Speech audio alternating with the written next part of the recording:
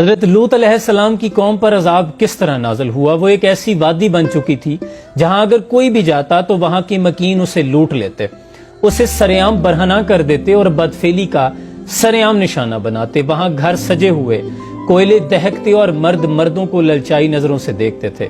انہوں نے اپنی جسمانی اور نفسی خواہشات کو پورا کرنے کے لیے عورتوں کی بجائے مردوں کی جانب رخ کر لیا تھا، اور عورتیں اس میں برابر کی شریک تھی، عورتیں بھی ان میں ساتھ شامل تھی۔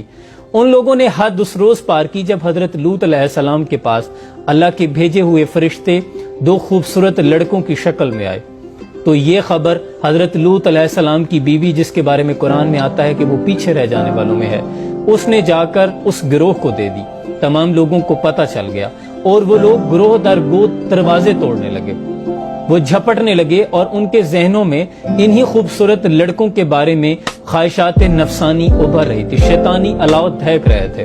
وہ چاہتے تھے کہ جو لوط علیہ السلام کے پاس مہمان آئے ہیں انہیں کسی طرح حاصل کر لیں۔ حضرت لوط علیہ السلام انتہائی رنجیدہ ہوئے۔ فرشتوں نے کہا کہ آپ پریشان نہ ہو، ہم اللہ کے فرشتے ہیں، یہ ہم تک تو دور کی بات آپ تک بھی نہیں پہنچ پائیں گے۔ رات اللہ نے حفاظت کے ساتھ گزاری۔ اگلے روز جب تمام مرد باہر للچائی نظروں کے ساتھ اور آپس میں سر جوڑے اس بات میں مشاورت کر رہے تھے، منصوبے بنا رہے تھے کہ ان مہمانوں کو کیسے حاصل کیا جائے، اللہ کی طرف سے عذاب آن پہنچا۔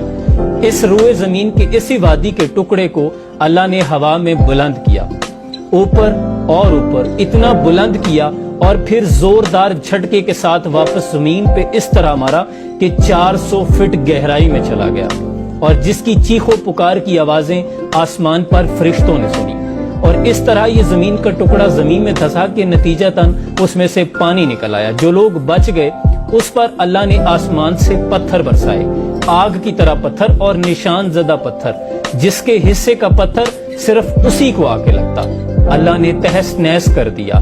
اور کس قدر غلیظ کام تھا یہ کہ اس کے نتیجے میں جو زمین سے پانی نکلا اور اس نے ان کی غلیظ لاشوں کو اپنے اندر دفن کیا، وہ پانی اتنا گندا ہو گیا کہ اسے ڈیڈ سی کہا جاتا ہے، بحیرہ مردار کہا جاتا ہے، جس میں زندگی کا تصور آج تک بھی پیدا نہیں ہوا۔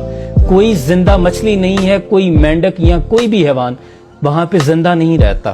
یہ انجام تھا اللہ کی حدود کو پامال کرنے والوں کا، اور جو اللہ کے قانون کے ساتھ، جو شریعت کے قانون کے ساتھ کھلواڑ کرتے ہیں، اللہ کے عذاب کو دعوت دیتے ہیں۔ اللہ کریم اس قوم کو، وطن عزیز کو، امت مسلمہ کو اس لعنت سے محفوظ رکھے۔ سلام پہنچے۔